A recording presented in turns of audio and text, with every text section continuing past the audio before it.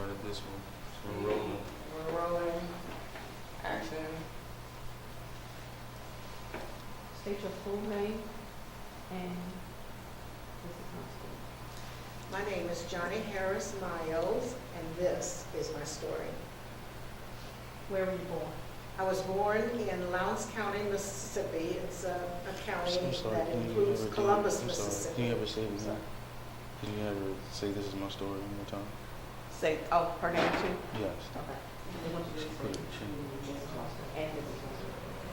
My name is Johnnie Harris Miles, and this is my story. Where were you born? I was born in Lowndes County, Mississippi, and that's the county that includes Columbus, Mississippi. What did your parents do for a living? My parents, for a living, my father was, I guess we could call him a laborer or a construction worker, and my mother was a domestic. I was born the seventh of 8 children, the seventh of 8 children, and my father, of course, was expecting a boy. He named me Johnnie. My father named me Johnnie. What was it like growing up in Columbus in the 40s and the 50s? Columbus was fairly typical for a southern city. It was segregated, everything. You know, the schools, the churches, everything was segregated. There was a tendency for people to operate as they were expected. Many of the people in my neighborhood did what people expected of them. And there was an expectation that people of color would know their place and stay in it. And that was one of the things that came through loud and clear to me as a young person. I like to explore. I'm sorry, we're gonna cut. We're real statically. Oh, is it? That's what I was. Yeah, that's what I was saying. Or is it me? No, it's not you. We're gonna switch it to the other side. Okay.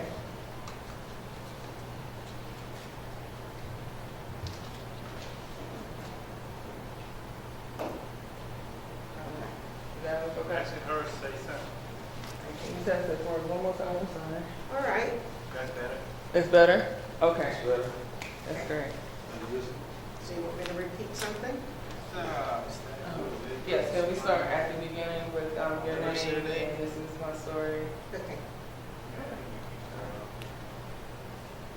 The nose ring. Can you say your name? Everything's rolling. Say your name. My name is Johnnie Harris Miles, and this is my story. Okay?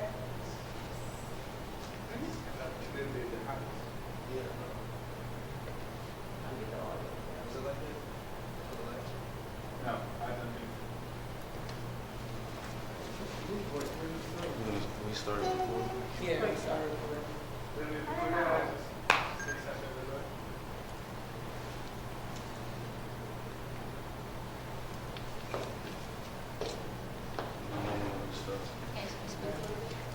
Yeah. Can you say testing or? Testing, 1, 2, 3. I always wanted to do that. Feel free. Oh, okay. All right, everything's recorded. it's confirmed that they're rolling here too. We just make sure it started. Yeah, because I heard them Saturday, I'm gonna check it. Okay.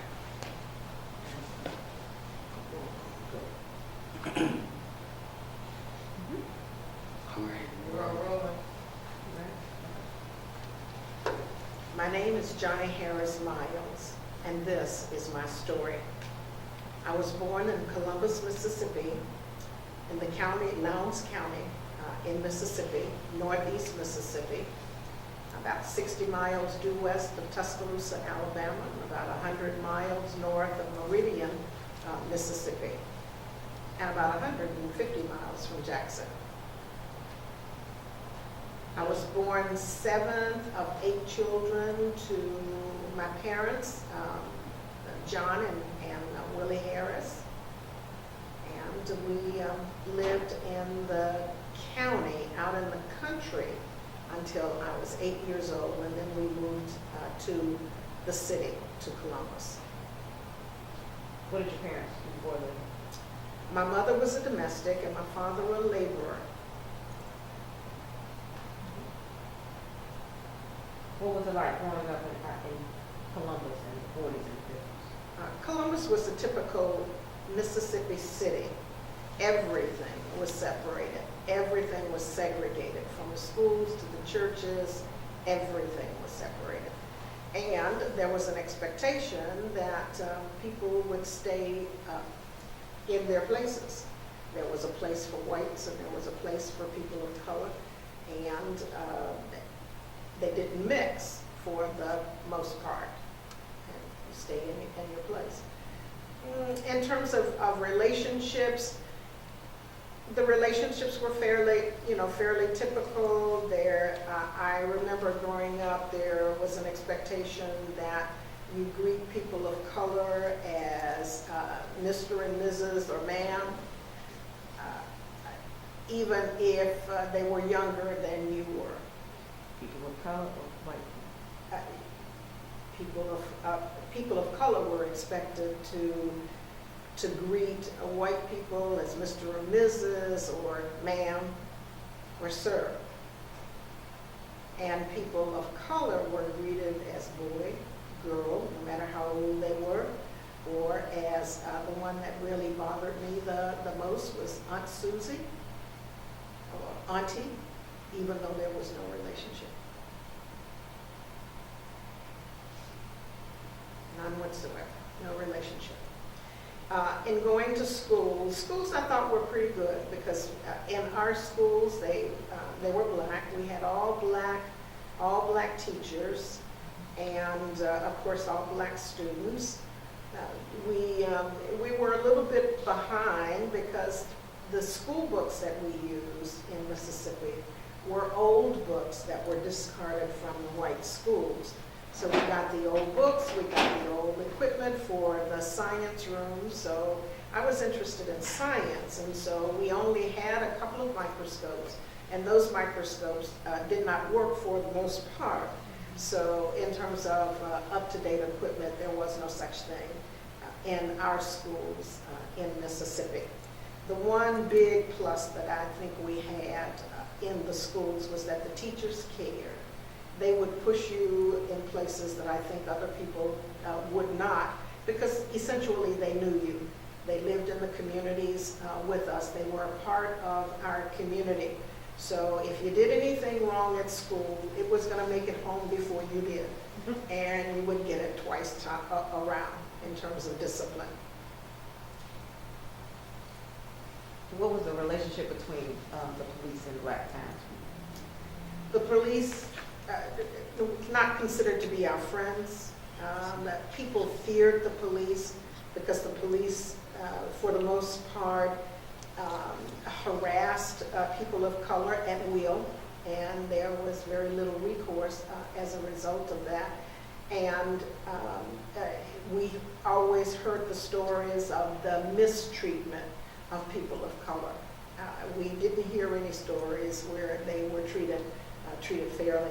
I can remember one time myself being followed. My mother was a domestic, and so I worked for her one afternoon to babysit while she went to a medical appointment. And I decided to walk home that evening, and walking through the white community, the police noticed that I was there and followed me from there all the way home, well over a mile, just slowly walking behind me, driving behind. And I guess they thought that I was going to be really, really afraid. Of course I was, but I didn't show it. So they were not considered our friends. Even when I learned to drive, one of the first things we learned to do is that if you're driving alone at night, that you stopped nowhere on the road that was isolated, that you would drive to a place where there were people, and then you would pull over, but not pull over on the road because you were fearful.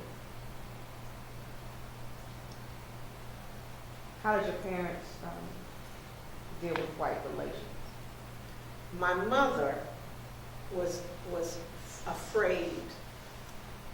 Having grown up in the South, she grew up really afraid of white people. I guess her experience had been such that, there are some people who are afraid. They hear the stories and they get even more afraid. She was very afraid. My father, on the other hand, was a little more, how do I say, he was really considered to be a little crazy because whatever came up came out. He would speak out whatever he thought. And I guess I grew up more like him than I did my mother. But my mother was very much afraid. When I graduated from high school, I had considered going to Mississippi State College for Women, which is walking distance from my home.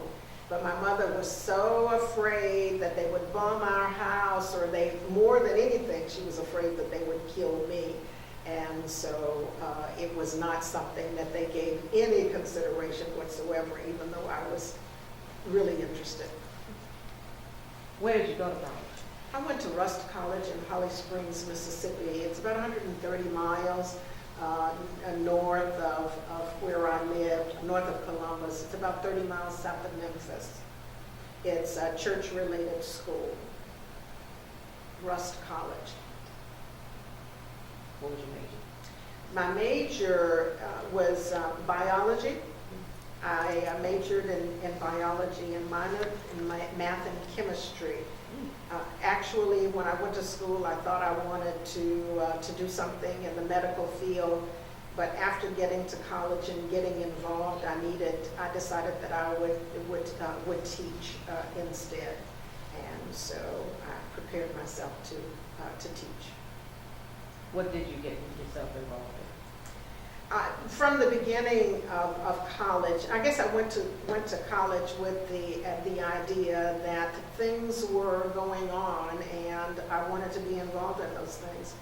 And so in college, I was very actively involved in organizations, and then got involved in movement activities. One of the organizations that I was involved in was the National Student YWCA. I was intricately involved in the Student Government Association. And between those two organizations, it took up a lot of my time. And we got involved in things that were going on campus, and also things that were going on in the community.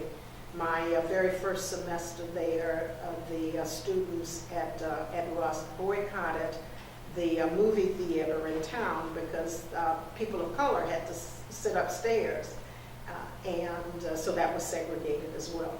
And so they were trying to integrate that. We didn't realize that sitting upstairs was the choice seat.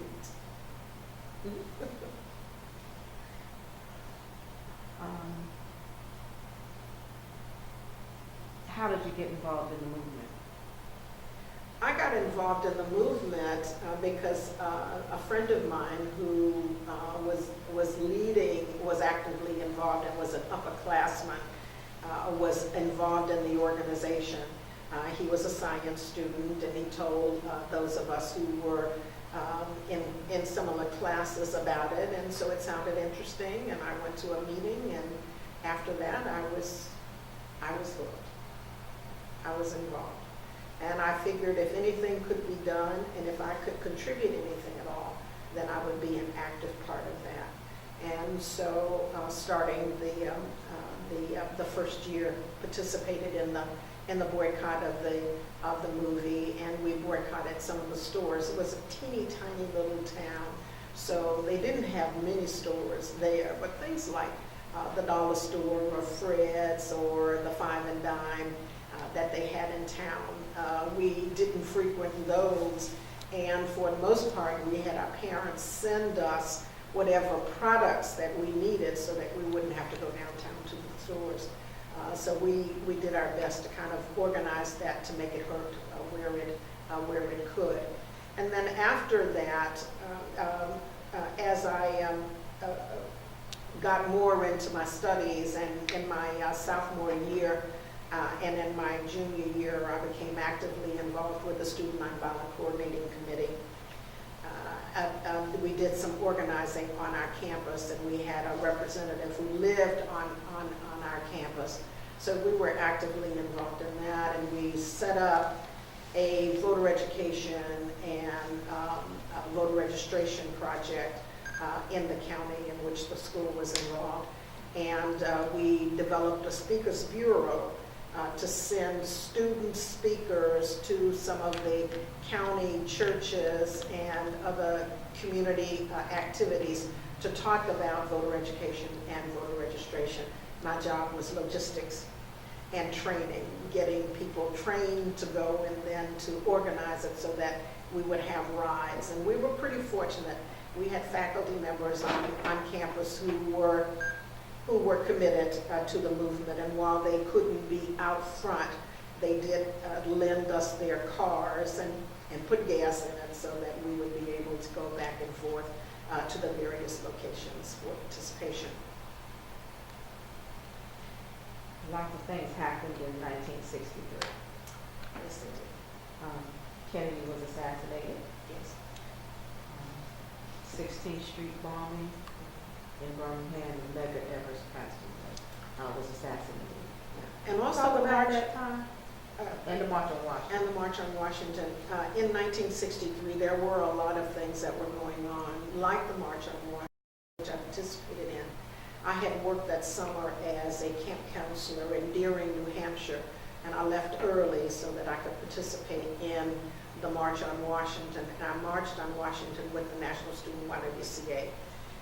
And I went back to campus that fall and participated with other campus leaders in educating the freshman leaders. And we were at a retreat the weekend that the bombing took place at 16th Street in Birmingham. And we were finishing up our activities, and we got the news, went back to campus. And because the word that we had received while we were at the retreat is that the students were getting ready to go and march downtown and tear down what little bit existed there. So we raced back to the campus and then had a rally and organized students so that we did not march when we were the most angry. But it was just such a horrific incident, and it hit. I don't think there was a single soul on that campus, staff, faculty, or student, who did not participate in that rally, because we were hurting, we were in pain, and we needed to find a way to calm down, to figure out what we were going to do and how we were going to respond to that. So of course we did the singing and the speeches to calm down, and we did. Because we were located closer to Memphis, we were not close to Jackson, but we stayed abreast of what was going on and did our best to keep everybody on campus informed of what was going on, and every chance we got to push people to make a decision. You can't sit on the sidelines at critical times like that. You either have to be a part of the solution or you're a part of the problem.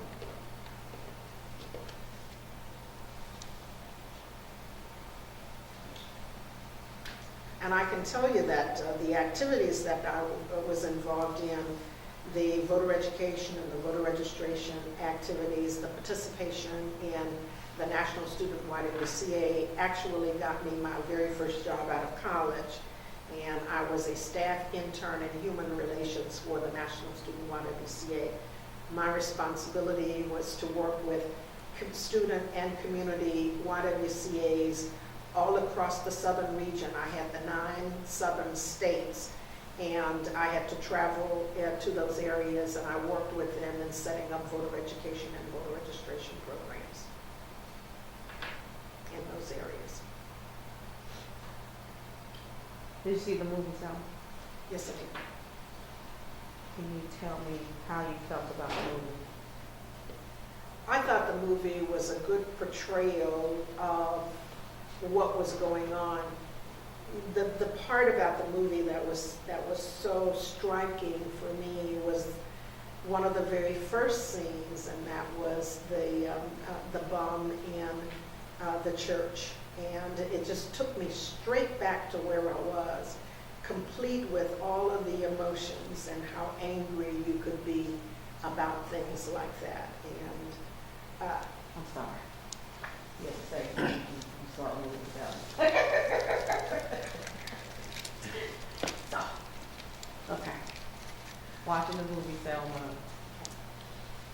I saw the movie Selma very early when it came out. I wanted to see how it was going to be portrayed. And I think they did a really good job of telling that story about what was going on, even down to some of the emotions. And having been there and having been aware of what was going on, it took me right back. It took me right back there. And one of the most striking parts of the movie for me was one of the very first scenes when the bomb went off in the church in Birmingham. And I can remember how horrifying that was back then, and it was just quick and immediate. And even if you didn't know about that when it happened, I don't know how you could not have been touched by that.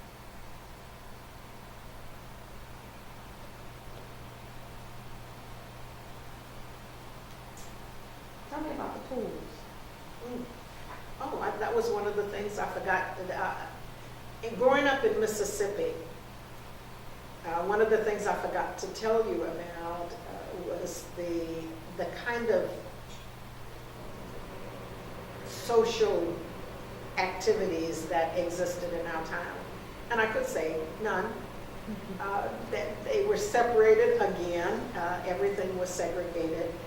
In the black communities, we had no pools, no parks of any nature, and so we were kind of chomping at the bits to go to the white swimming pools that they did have in the area. I believe there were a couple in the communities and one at the YMCA there in Columbus. And after they heard the rumors that people wanted to attend the pools, they, in my city, in Columbus, Mississippi, they concreted the pools to prevent integration. Now that's just how, let's just say, that's just how committed whites were to keeping people separate. They wanted no interrelationships, and so that was one of the things that they did. They concreted over the pools. Did not open those pools back up until I think the late 70s. So that was quite some time. And then there was a pool put on the black side of town. I lived on north side, and they put one over on the south side of town. So there were pools. Then the other thing about growing up in Mississippi, I can remember when we got our very first television. So we would, whoever had a TV that was working in the neighborhood, everyone would gather at their homes and we would watch TV together. And when TV first started, sometimes you would have blackouts just because of technical difficulties. But when the weather was good and the TV was blacked out for no good reason, that was because whenever there were blacks on TV, they would black it out to prevent people from seeing blacks on TV. I mean, now that's going a ways to do that. When I was growing up, I didn't know that Nat King Cole had a show until, of course, I went away to college. Because it was blacked out in Mississippi. We didn't see the places where you could have seen people, unlike Ed Sullivan, that would be blacked out. That the show would come on, and then you'd have this long period of blackness, and then the show would come back on without explanation. So you know that they were blacking out the people of color who were appearing on the show. And early on, there weren't a whole lot of them, but So, Why do you think they did that? because I think that they did that, blacked out the shows because they didn't want, more specifically, they didn't want people of color to see blacks in positive roles or to see blacks in comparable roles with whites that you didn't see in our town. And I also think that they did that because they didn't want whites to get accustomed to seeing blacks in those roles either. And that was one of the sides, I think, that people didn't think about, that we were all in it together. If blacks couldn't enjoy it, neither could whites. If blacks couldn't see it, neither could whites. And so Martin Luther King was absolutely right. We were all in it, together.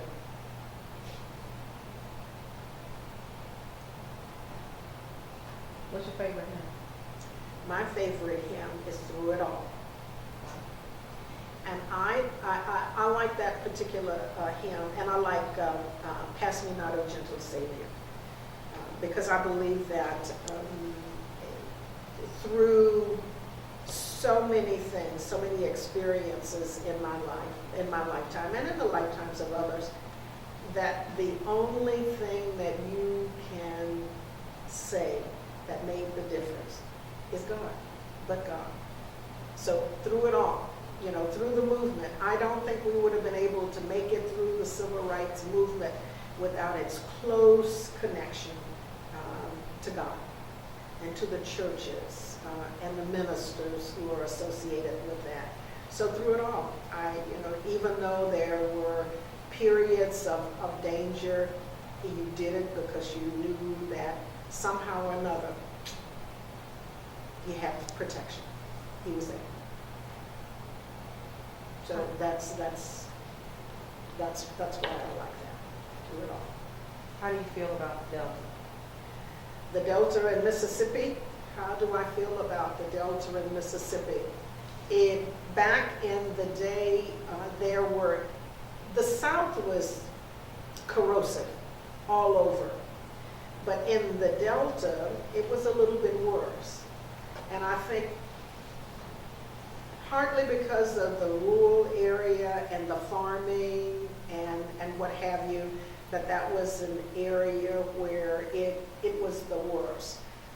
I think blacks were more restricted in the Delta, from participating in various activities, and I think probably some of the oppressive behavior was more severe in the stories coming out of the Delta. And so it was one of those areas in Mississippi. It's kind of like South Carolina that says they're glad that Mississippi exists because Mississippi is worse. I think that some parts of Mississippi felt that they were glad the Delta existed because the Delta was worse.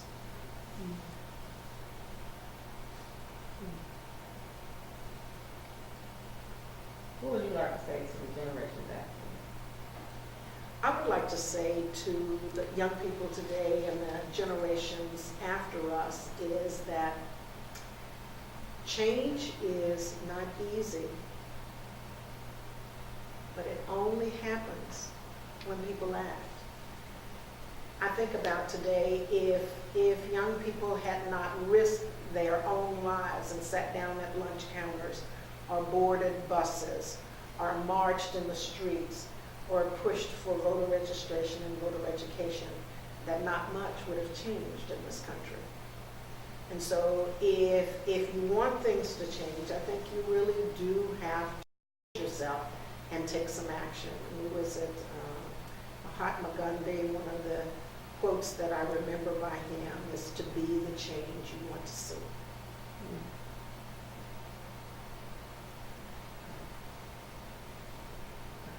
Good.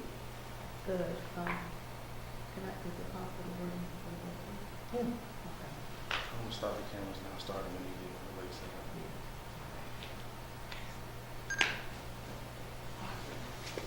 I'm gonna get that. Oh, okay. You stop this And then one. I'll go to the shop.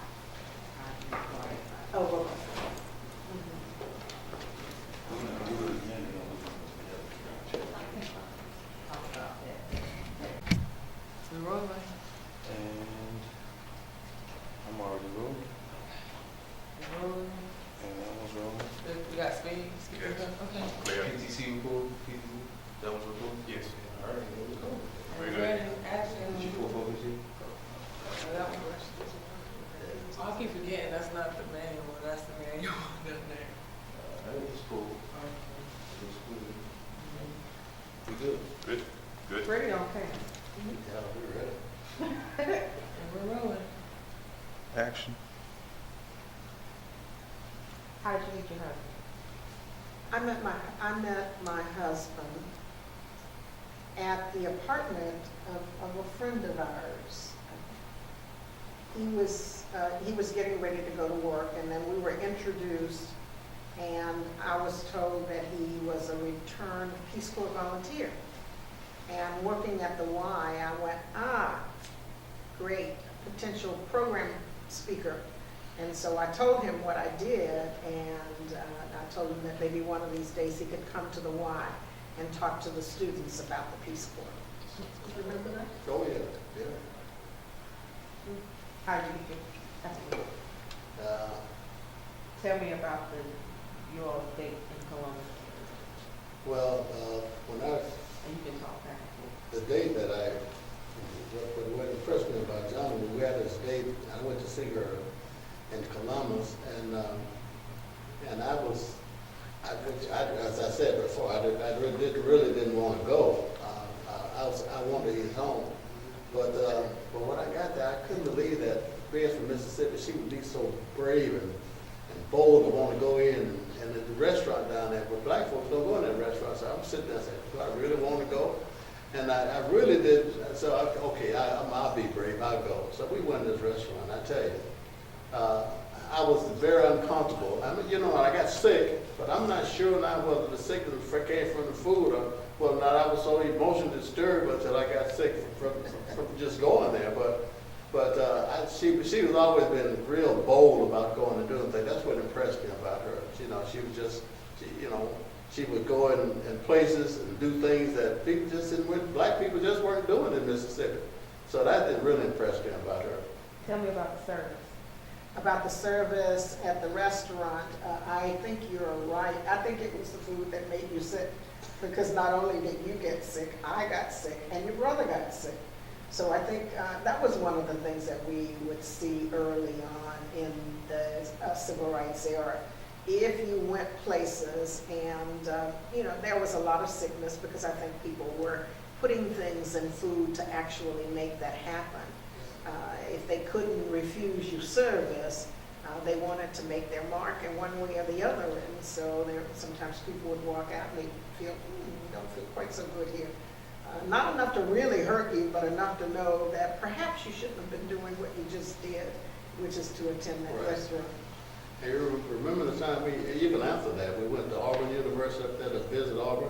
Oh, yeah. And that we was stopped in at the a 70s. restaurant, and, No, that was in the 60s. yeah, the 60s. They stopped at we stopped at a restaurant to eat, and we walked in, and everybody in there just stopped still and started looking at us, and we had some friends with us, and they just knew they really didn't want us to be there. So we went, they gave us a seat, we sat down, they were just really rude. Guy came and took a whole thing of silverware and just dropped it on the table in front of us. We just sat there and looked at it. And then after that, when he brought the food, just set it anywhere. Just in front of just set it down. And we just sat there and looked at it for a few minutes. We just got up and walked out. And I left it all right there. And then what happened with that was, right after that, at that time, there was no black students going to this is an Auburn University campus.